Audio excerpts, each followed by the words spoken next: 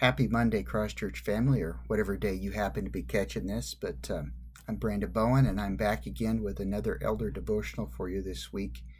As always, I pray that you are healthy and blessed as you charge through this week. And I'm going to start this morning with a simple question about Facebook for all you Facebook users out there.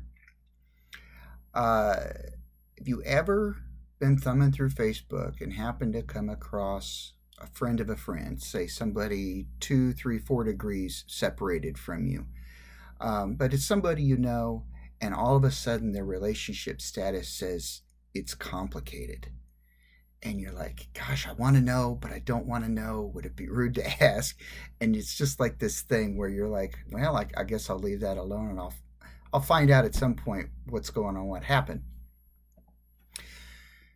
Sometimes it's complicated, is how it seems for Christians in this life. I know for me anyway. John 15:19 says that we are not of this world. Yet we are stuck here for the time being, and it does have its joyous moments, obviously. The weddings and the births and all the great stuff that happens in between. But as you know as well as I do, it's also full of challenges and frustrations. And my personal favorite, which is anxiety, my old friend anxiety. And I say old friend because, well, it's been around a while for me. Even as a kid, maybe 10, 11 years old, I had quite a bit of anxiety. I remember I was just a constant leg shaker. I was always being told to quit shaking my leg because it was shaking a table or was shaking this or shaking that. And honestly, with the anxiety I'm feeling right now, I would be shaking my leg if it weren't for the fact that it would make my head jump up and down in the camera. But I also had, hyperventilation. And I remember my mom would bring out a bag and she said, breathe into the bag. Do the whole paper bag trick, right? For hyperventilation. But as time progressed, I got control of my anxieties on through later into high school and so forth. I had a rough patch in the middle. I talked about that before. But later on, my anxieties kind of went away, and I kind of became this happy-go-lucky guy. But as time progressed into adulthood, it came back with a vengeance, and it became focused upon my life direction, my purpose, finances, and the lack of all of the above.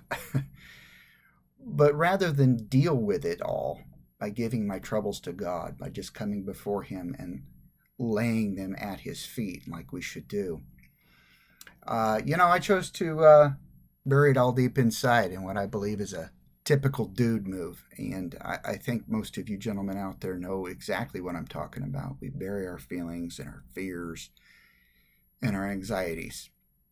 However, the large looming issues in the background gave rise to explosions of anger over little things. Stupid little things would set me off. And every time it happened, it was like a thermobaric bomb, like the Moab, the mother of all bombs going off in our lives. And it just sucked the joy out of our family life, quite honestly.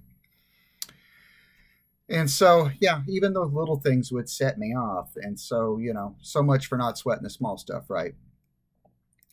Well, this powder keg I had become lasted for several years before I realized what it was doing and how fruitless all of my worrying was. And eventually I tired of that chest tightness you get when the anxiety is just gripping you.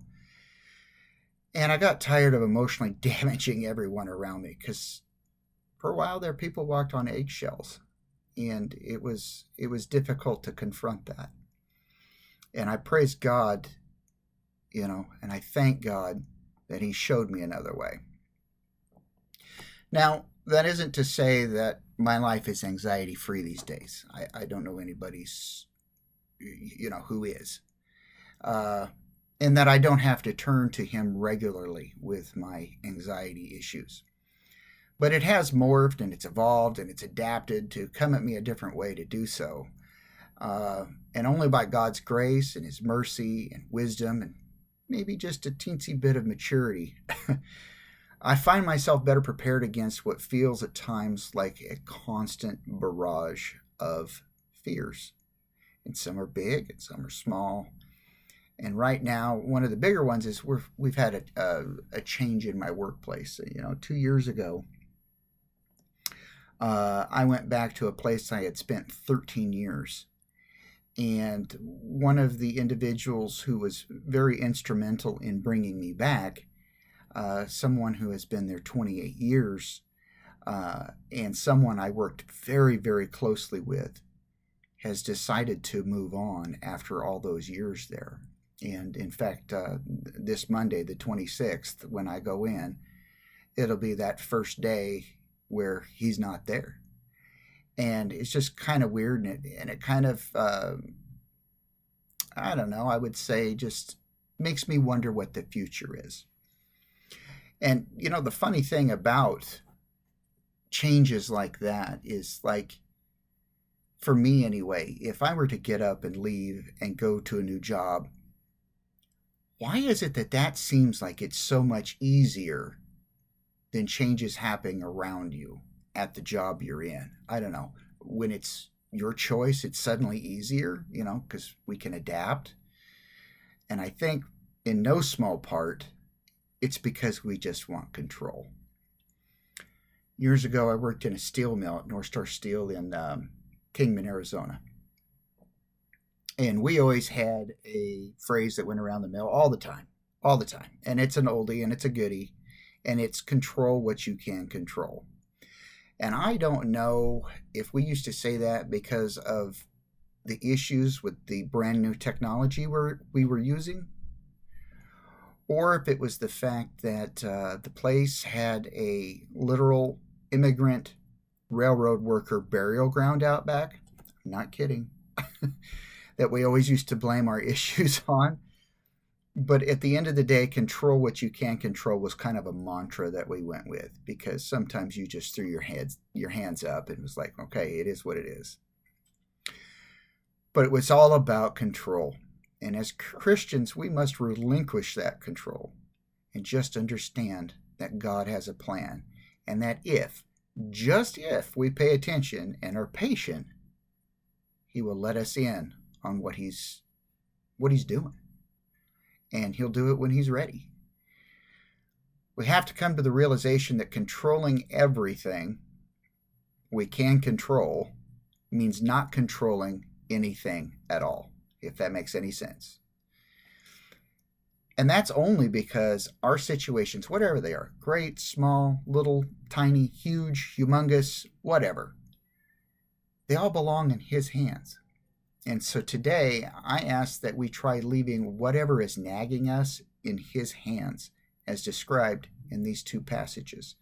The first one's going to be from Isaiah chapter 41, verses 10 through 13. And this is from the NIV. So do not fear, for I am with you. Do not be dismayed, for I am your God.